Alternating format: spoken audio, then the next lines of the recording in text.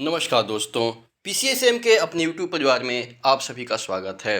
अभी हम लोग एनसीईआरटी के 6 क्लास के हिस्ट्री को कवर कर रहे हैं तथा इससे पहले हम लोगों ने साइंस को कवर कर लिया है। ठीक, आज हमारा अध्याय 5 होगा जिसमें आज हम लोग पढ़ेंगे कि राजा और एक प्राचीन गणराज्य। ठीक है, प्राचीन काल में राजा कैसे अपना शासन व्यवस्था चलाते थे तथा उनका नियुक्ति कैसे होता था, और आजकल जो है राजा या प्रधानमंत्री राष्ट्रपति बोल सकते हैं, आजकल कैसे नियुक्त होते हैं और किस प्रकार वे अपने शासन को सुव्यवस्थित तरीके से संगठित करके चलाते हैं। तो आइए आज हम लोग इस अध्याय में आज का टॉपिक होगा राजा और एक प्राचीन गणराज्य। ठीक है, एक लड़का है शंकरन, क्या नाम है उसका? एक लड़का है शंकरन। जब वो उठा तो उसने देखा कि उसके नाना नानी वोट डालने जा रहे थे। क्या करने जा रहे थे? शंकरन ने जब उठा तो देखा कि उसके नाना नानी कहाँ जा रहे थे? वोट डालने जा रहे थे। दरअसल वे चुनाव केंद्र पर सबसे पहले क्या करना चाहते थे? पहुंचना चाहते थे। कुछ लोगों का मानसिक बन होता है कि हम सबसे पहले वोट दें, लेकिन कुछ लोग होता है कि हम वोट ही नहीं देंगे। तो शंकरन जानना चाहते थे कि आखिर वे इतने उत्साहित क्यों थे। उसके नाना जी ने उसे जल्दी में समझाने की कोशिश की और कहा कि आज हम अपने शासकों का क्या कर रहे हैं? चुनाव करने जा रहे हैं। आज हम अपने शासकों का क्या करने जा रहे हैं? चुनाव करने जा रहे हैं। अब आइए देखते हैं कि कुछ लोग शासक कैसे बनते हैं। इसके बारे में हम लोग देखते हैं। लगभग 50 वर्षों से, कितने वर्षों से? लगभग 50 वर्षों से हम अपने शासकों का चुनाव जो है मतदान के जरिए करते आ रहे हैं। लगभग 50 वर्षों से हम अपने शासकों का, जो हमारे शासक होते हैं, उसका क्या करते हैं? हम चुनाव जो है किसके जरिए? तो मतदान के जरिए करते आ रहे हैं। लेकिन बहुत पहले लोग शासक कैसे बनते थे?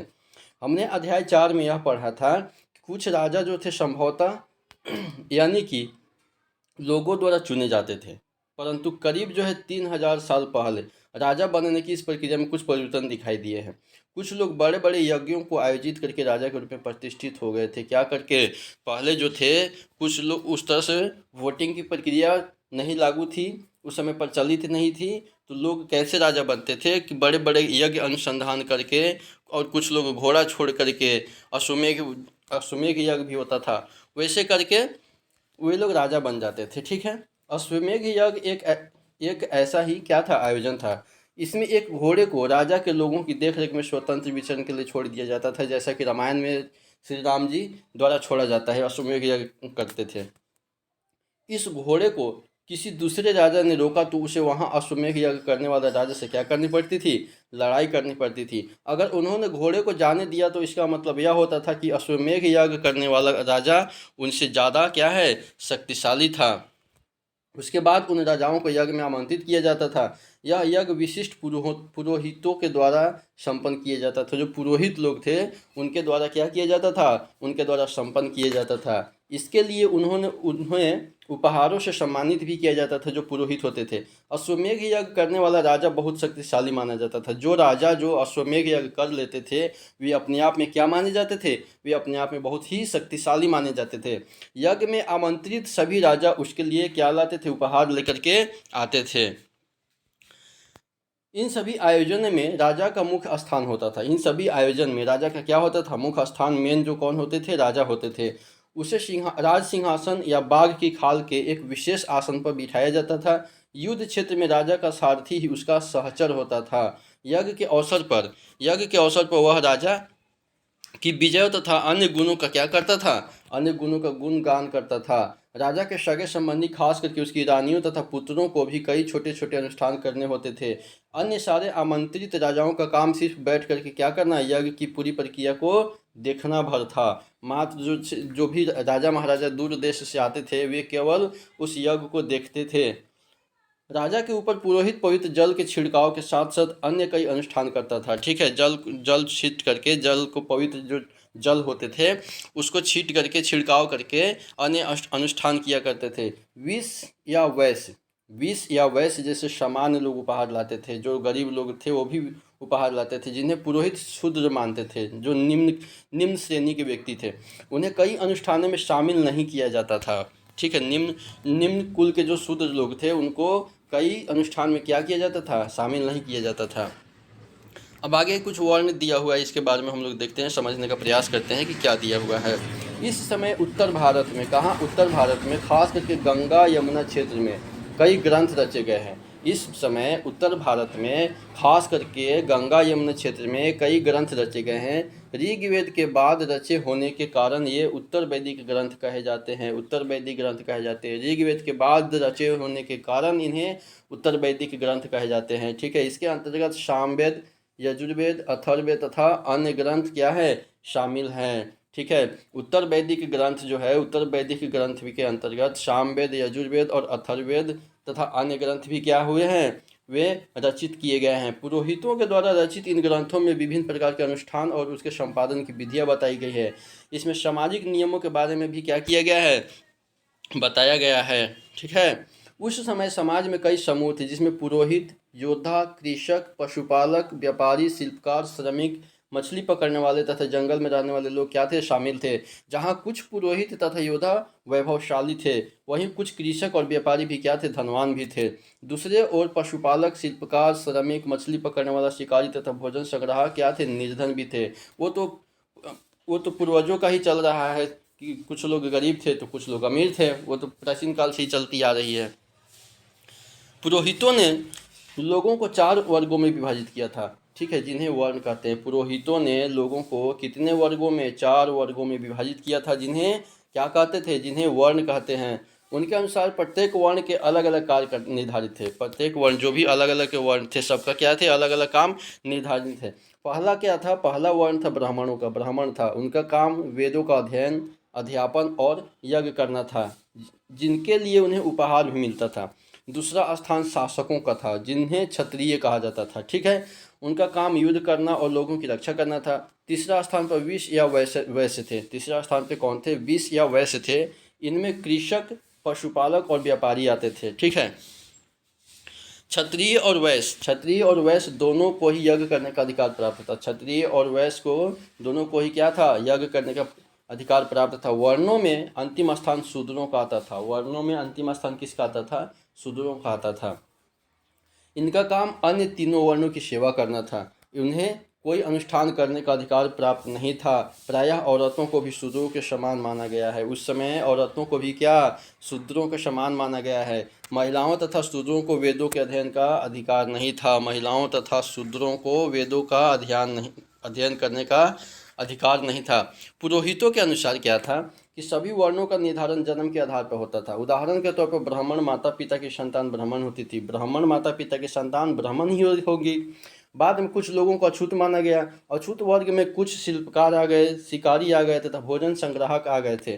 साथ ही इनमें से वे लोग भी आते थे जो शवों को दफनाने या जलाने का काम करते थे। इन लोगों का संपर्क क्या माना जाता था, उस समय अपवित्र माना जाता था। ठीक है, कई लोगों ने ब्राह्मणों द्वारा बनाई हुई इस वर्ण व्यवस्था को स्वीकार नहीं किया। कुछ राजा स्वयं को पुरोहित के श्रेष्ठ मानते थे। कुछ लोग जन्म के आधार पर वर्ण निर्धारित सही नहीं मानते थे। इसके अतिरिक्त कुछ लोग व्यवसाय के आधार पर लोगों के बीच भेदभाव उचित नहीं समझते थे, जबकि कुछ लोग चाहते थे कि अनुष्ठान संपन्न करने का अधिकार सबका हो। कई लोगों ने छुआछूत की आलोचना भी की थी। इस उपमहाद्वीप के पूर्वोत्तर क्षेत्र के जैसे कई इलाकों में सामाजिक आर्थिक असमानता बहुत कम थी। यहाँ पुरोहितों का प्रभाव भी क्या था, बहुत ही सीमित था। आगे आइए देख लो जनपद के बारे में देखते हैं। ठीक है, महायज्ञों को करने वाले राजा अब जन के राजा ना होकर के जनपदों के राजा माने जाने लगे। महायज्ञों को करने वाले राजा अब जन के राजा, जन माने व्यक्ति, प्रतिनिधि, जन के राजा ना होकर के जनपद का एक राजा माने जाने लगे। जनपद का शाब्दिक अर्थ जो होता है, जन के बसने की जगह होता है। जनपद का शाब्दिक अर्थ क्या होता है कि जन के बसने की जगह को जनपद कहते हैं। कुछ महत्वपूर्ण जनपद मानचित्र 4 में हम लोग देखेंगे। पुरातत्वविदों ने इन जनपदों की कई बस्तियों की खुदाई भी की है। दिल्ली में पुराना किला, दिल्ली में क्या है, पुराना किला दिल्ली में है। उत्तर प्रदेश में मेरठ के पास हस्तिनापुर और एटा के पास में अतरंजी खेड़ा में इनमें प्रमुख है। एटा के पास में अतरंजी खेड़ा इनमें प्रमुख है। खुदाई से पता चला है कि लोग झोपड़ियों में रहते थे और मवेशियों तथा अन्य जानवरों के क्या करते थे, पालते थे। वे चावल, गेहूं, धान, जौ, दाल, गन्ना, तिल तथा सरसों जैसी फसलें भी क्या करते थे, उगाते थे। क्या इस सूची में तुम्हें किसी ऐसी फसल का नाम मिला है जिसका उल्लेख अध्याय 3 में नहीं था? अब सोचिए कि अध्याय 3 में हम लोगों ने जो पढ़ा था उसमें से कौन सी ऐसी फसल है जो उसमें उसका उल्लेख नहीं है और इसमें उसका उल्लेख किया गया है। लोग मिट्टी के बर्तन भी बनाते थे। इसमें कुछ धूसर और कुछ लाल रंग के होते थे। इन पुरा स्थलों में कुछ विशेष प्रकार के बर्तन मिले हैं जिन्हें चित्रित धूसर पात्र के रूप में जाना जाता है। जैसा कि इनके नाम से ही स्पष्ट है, इन बर्तनों पर चित्रकारी की गई है। ये आमतौर पर सरल रेखाओं तथा ज्यामितीय आकृति के रूप में प्रचलित थी। ये रहा आपका, ठीक है।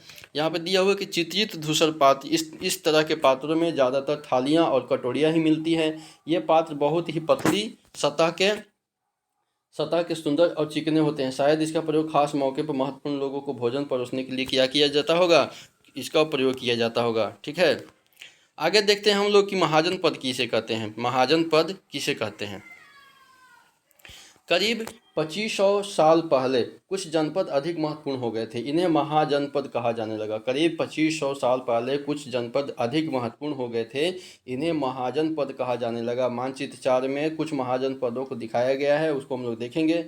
अधिकतर महाजनपदों की एक राजधानी भी होती थी। क्या होती थी? अधिकतर जो महाजनपद होते थे उसकी एक राजधानी भी हुआ करती थी। कई राजधानियों में किलेबंदी की गई थी, अर्थात इनके चारों ओर लकड़ी या ईंट या पत्थर की ऊंची दीवारें बनाई गई होती थी बाहरी आक्रमणों से बचाव के लिए।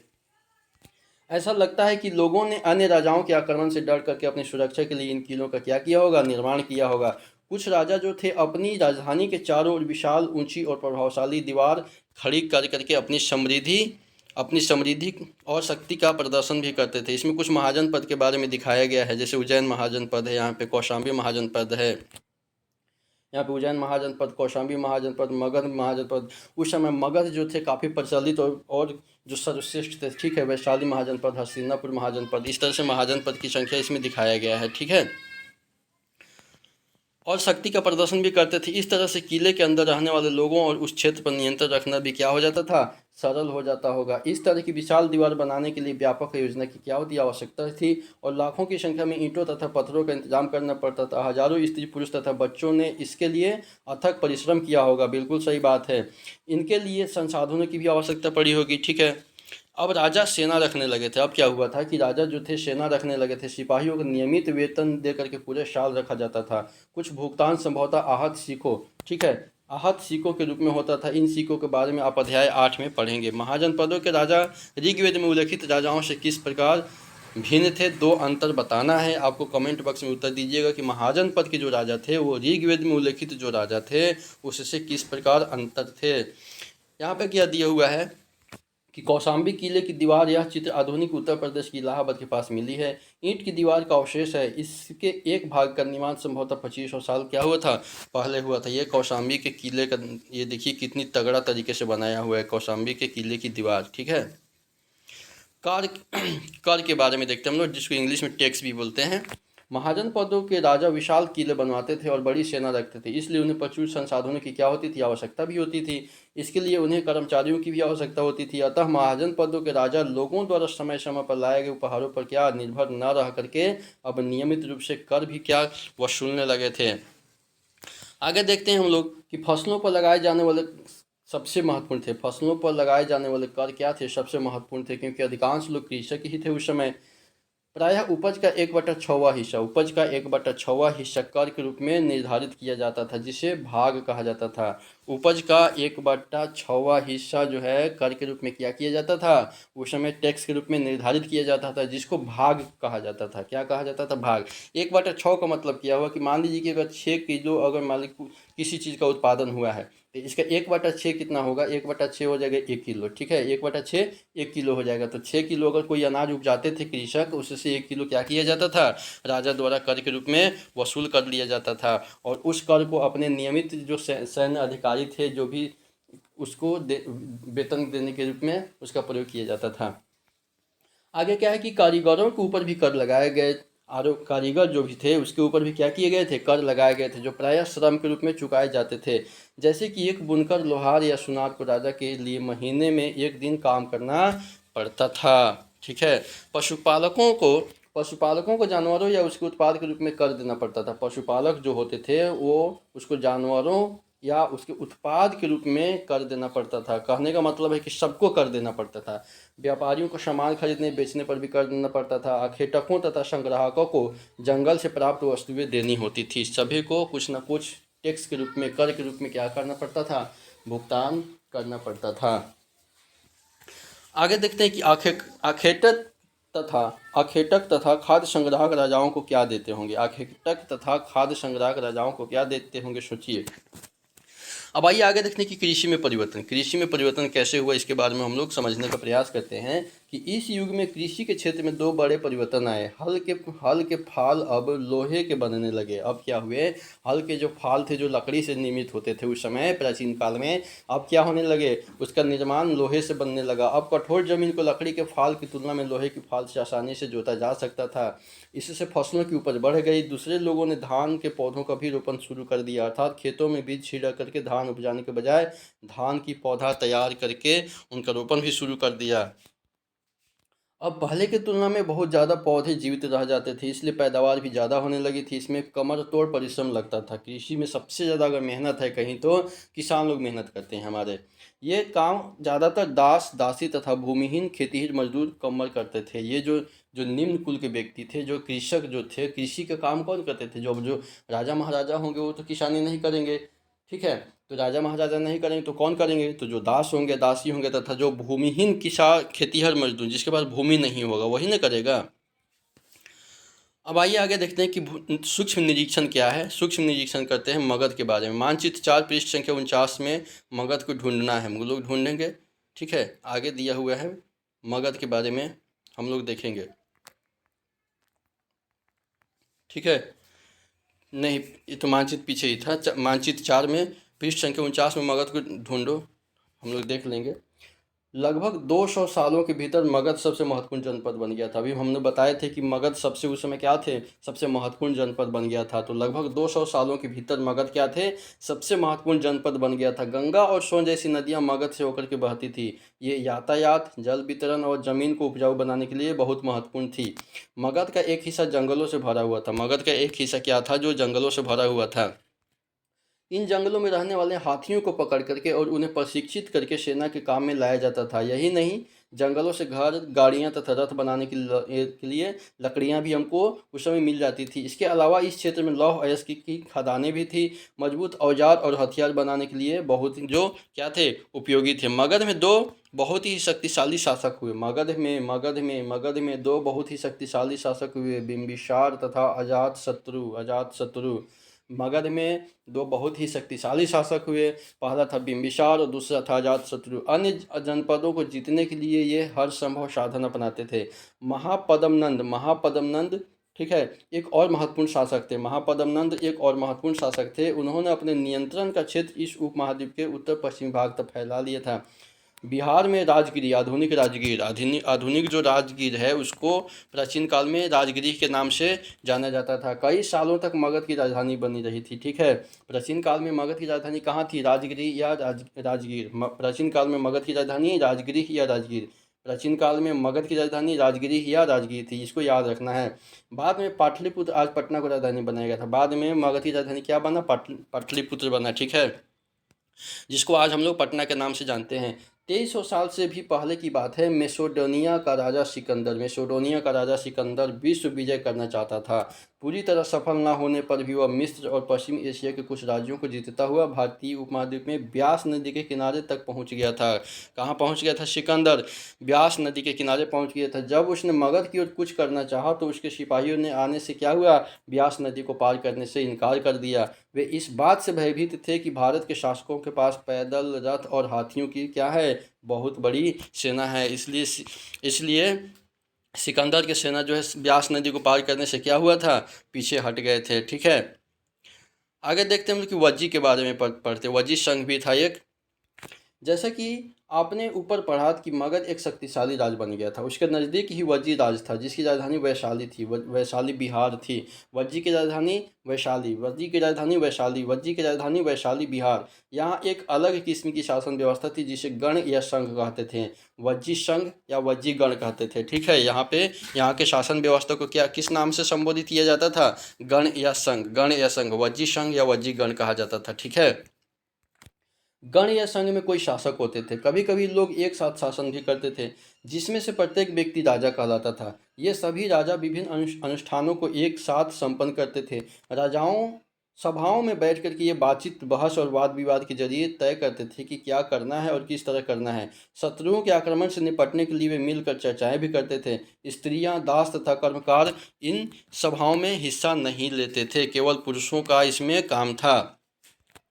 बुद्ध तथा महावीर, जिनके बारे में हम अध्याय 6 में पढ़ेंगे, दोनों ही गण या संघ से संबंधित थे। बौद्ध साहित्य में संघ के जीवन का बहुत ही सजीव वर्णन मिलता है। बौद्ध साहित्य में संघ के जीवन का बहुत ही क्या मिलता है, सजीव वर्णन मिलता है। आइए देखते हैं कि वज्जी संघ का यह वर्णन जो था, वज्जी संघ के बारे में ये देखते हैं। वज्जी संघ का यह वर्णन दीर्घ निकाय से लिया गया है। वज्जी संघ का वर्णन जो है दीर्घ निकाय से लिया गया है। दीर्घ निकाय एक प्रसिद्ध बौद्ध ग्रंथ है। दीर्घ निकाय क्या है? एक प्रसिद्ध बौद्ध ग्रंथ है, जहाँ से वज्जी संघ का यह वर्णन लिया गया है, जिसमें बुद्ध के कई व्याख्यान किए गए हैं। ठीक है, दीर्घ निकाय जो है बौद्ध ग्रंथ से लिया गया है, जिसमें बुद्ध के कई व्याख्यान दिए गए हैं। इसमें करीब 2300 साल पहले लिखा गया था। ठीक है, दीर्घ निकाय कितना साल पहले लिखा गया था? लगभग 2300 साल पहले लिखा गया था। आगे आइए अजातशत्रु और वज्जी संघ। अजातशत्रु और वज्जी संघ के बारे में हम लोग देखते हैं। अजातशत्रु वज्जी संघ पर आक्रमण करना चाहते थे। अजातशत्रु थे, वज्जी संघ पे क्या करना चाहते थे? आक्रमण करना चाहते थे। उन्होंने अपने मंत्री वश्यकार को बुद्ध के पास सलाह के लिए भेजा था। बुद्ध ने उनसे पूछा कि क्या वज्जी सभाएं नियमित रूप से होती है तथा उनमें सभी सदस्य उपस्थित होते हैं। जब उन्हें पता चला कि ऐसा होता है तो उन्होंने कहा कि वज्जीवासी तब तक उन्नति करते रहेंगे जब तक क्या होगा? वे पूर्ण और नियमित सभाएं करते रहेंगे, आपस में मिलजुल कर काम करते रहेंगे, पारंपरिक नियमों का पालन करते रहेंगे, बड़ों का सम्मान, समर्थन और उनकी बातों पर ध्यान देते रहेंगे। ये तो उस समय की बात है, लेकिन इतना सारा काम आप लोग भी कीजिएगा तो क्या होगा? आप लोगों का भी उन्नति होते रहेगा। ठीक है, वज्जी महिलाओं के साथ जोर ज़बरदस्ती नहीं करेंगे। वज्जी जो है महिलाओं के साथ जोर ज़बरदस्ती नहीं करेंगे, उन्हें बंधक नहीं बनाएंगे। शहरों तथा गाँवों में चैत्यों का रख रखाव करेंगे। विभिन्न मतावलंबी संतों का सम्मान करेंगे और उनके आने या जाने पर कोई रोक नहीं लगाएंगे। वज्जी संघ अन्य महाजनपदों से कैसे भिन्न था? कम से कम 3 अंतर आपको बताना है, कमेंट बॉक्स में उत्तर दीजिएगा। आगे देखते हैं कि कई शक्तिशाली राजा इन संघों को क्या करना चाहते थे? वज्जी संघ को जीतना चाहते थे। इसके बावजूद उनका राज तब से लगभग 1500 साल पहले तक चलता रहा। उसके बाद गुप्त शासकों ने गण और संघ पर विजय प्राप्त करके उन्हें अपने राज्य में शामिल कर लिया। अब इसके बारे में हम क्या अध्याय 10 में पढ़ेंगे। ठीक है, तो चलिए इसी के साथ कक्षा आज का हम समाप्त करते हैं। हाँ, हम उम्मीद करते हैं कि ये आप लोगों को कुछ न कुछ ज़रूर सीखने को मिला होगा। चलिए, वीडियो देखने के लिए आप लोगों का बहुत बहुत